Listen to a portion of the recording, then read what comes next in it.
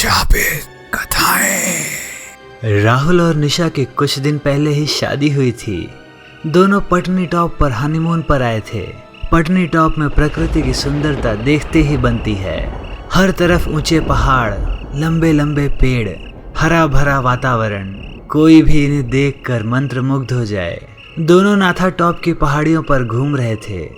कैसी लग रही हूँ मैं? बहुत खूबसूरत, राहुल ने मोबाइल से निशा की फोटो लेते हुए कहा। सच कह रहे हो या मुझे खुश करने के लिए कह रहे हो? अरे बिल्कुल सच। तभी निशा का ध्यान झाड़ियों में पड़े एक कैमरे की ओर गया। ये क्या है? राहुल ने पास आकर देखा तो वह एक फेमस ब्रांड का लेटेस्ट कैमरा था। ये किसका रह गया? यहाँ तो बहुत देर से हमारे सिवा कोई और है ही नहीं, राहुल ने कहा और चारों तरफ नजरें दौड़ाई। दूर दूर तक कोई नहीं था। वो जगह मेन सड़क से काफी दूर थी। वहाँ इक्का दुक्का पर्यटक ही पहुँचते थे। राहुल ने कैमरे को उठा लिया। अरे रुको रुको, ऐसे लावारिस वस्तु को हाथ लगाना ठीक नहीं है।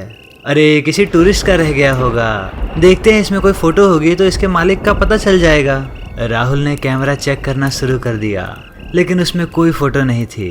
निशा, सामने उस पेड़ के आगे खड़ी हो जाओ, तुम्हारी फोटो खींच के देखता हूँ कि काम भी करता है या नहीं ये कैमरा। राहुल ने निशा का फोटो लिया।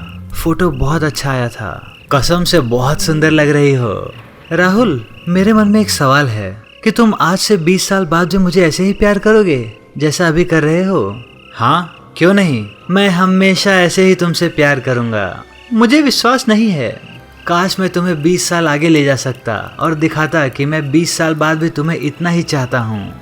ऐसा कहते हुए राहुल ने कैमरा एक पेड़ पर एडजस्ट किया और ऑटोमेटिक फोटो लेने के लिए उसका टाइमर सेट कर दिया। दोनों कैमरे के सामने पोज बनाकर खड़े हो गए थे। कैमरे के क्लिक करते ही मौसम एकदम से खराब हो गया।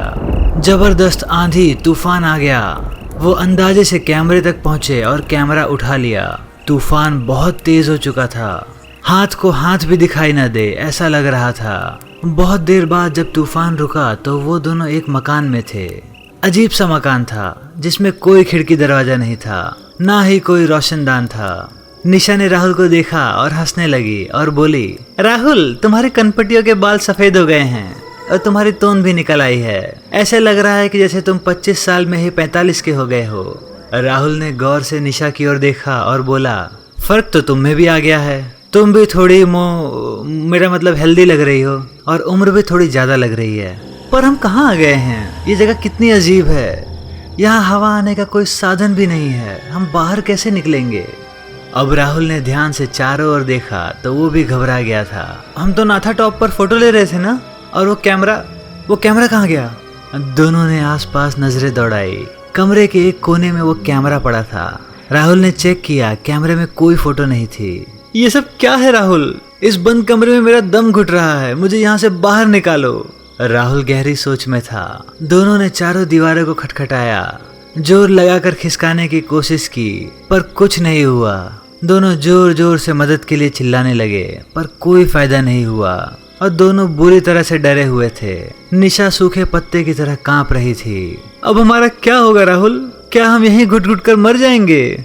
नहीं, राहुल ने बोला और कुछ सोचने लगा। निशा, याद करो, तूफान आने से पहले तुम कह रही थी ना कि काश तुम्हें 20 साल आगे ले जा सकता, और फिर हमने ये फोटो क्लिक की और उसके साथ ही हम 20 साल आगे आ गए हैं। पर मुझे यहाँ नहीं रहना है।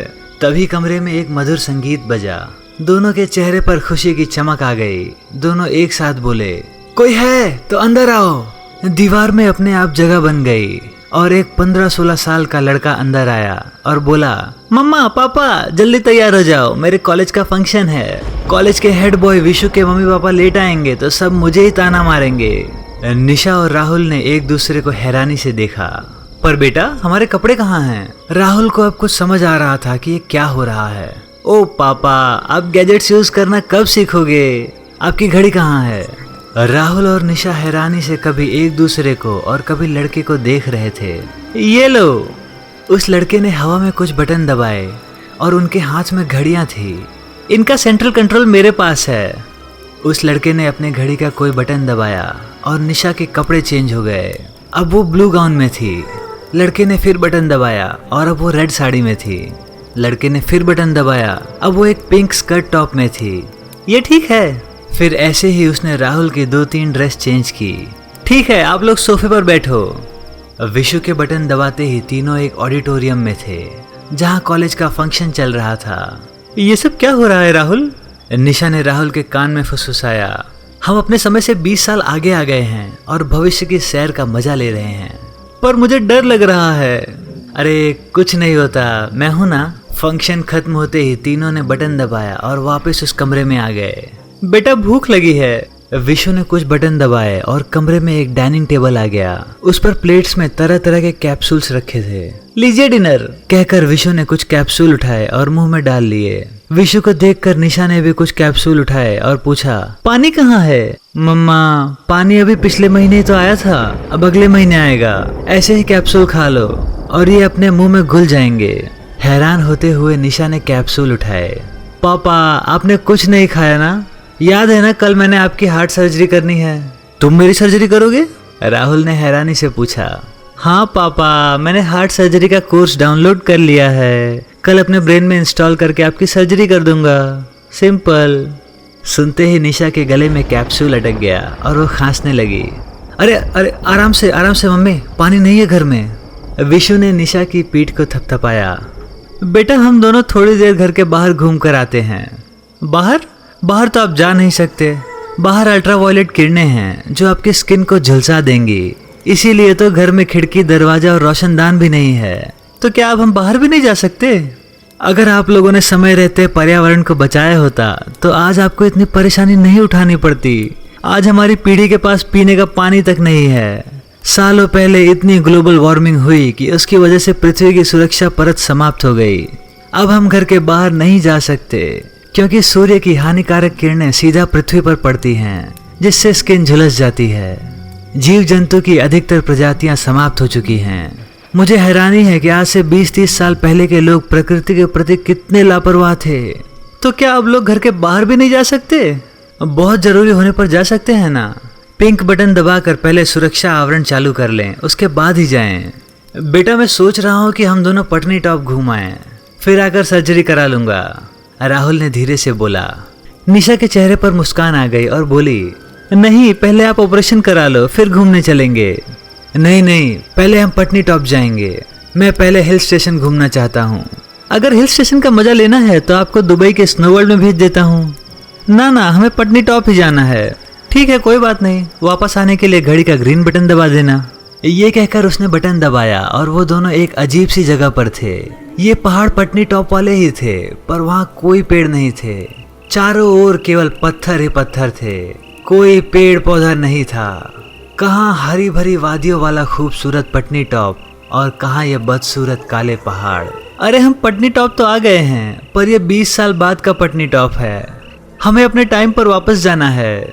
वो काम तो वो कैमरा ही कर सकता है और वो 2042 वाले मकान में है। ग्रीन बटन दबाओ और घर चलो।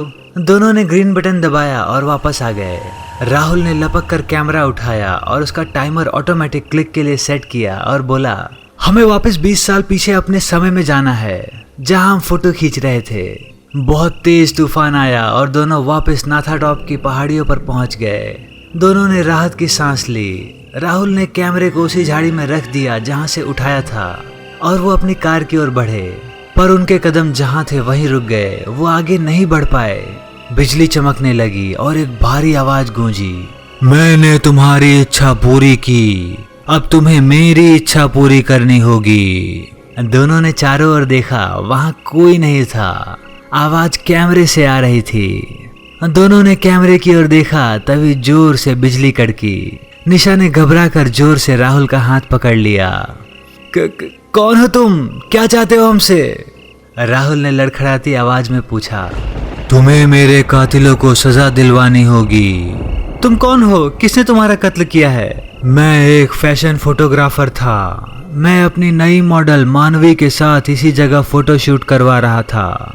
मशहूर मॉडल निकिता को मानवी की बढ़ती सफलता से जलन होने लगी। निकिता ने अपने गुंडे भेजकर हमारी हत्या करवा दी। हमें मारने से पहले उन गुंडों ने हमें सारी बात बताई थी जो मेरे कैमरे में रिकॉर्ड हो गई थी। उन्होंने हमारी लाशें खाई में फेंक दी। किसी को पता नहीं चला कि हमारी हत्या हो गई है।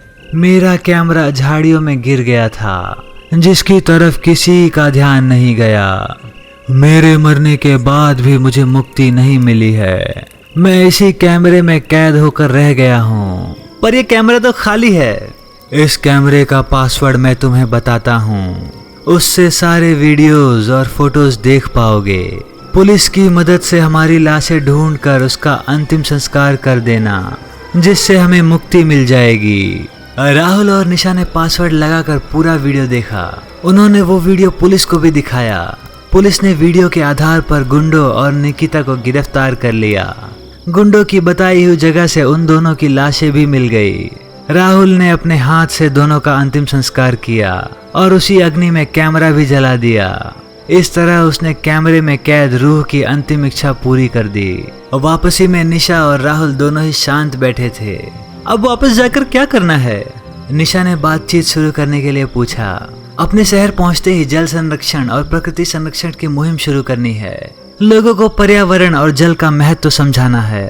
अगर आज हम जल बचाएंगे तभी कल हमारी आने वाली पीढ़ियां जल का उपयोग कर पाएंगी। आज हम पेड़ लगाएंगे तभी हमें और हमारी अगली पीढ़ियों को पेड़ की शीतल छांव मिलेगी।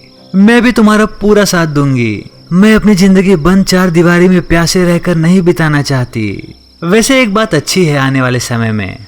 क्या? लेडीज लोगों को तैयार होने में बिल्कुल समय नहीं लगता। राहुल ने चुटकी ली और दोनों खिलखिलाकर हंस दिए। दोस्तों, आपको ये कहानी कैसी लगी हमें कमेंट में बताइए। अगर आपको हमारी वीडियो पसंद आई हो तो हमारे चैनल को सब्सक्राइब कर लीजिए। धन्यवाद।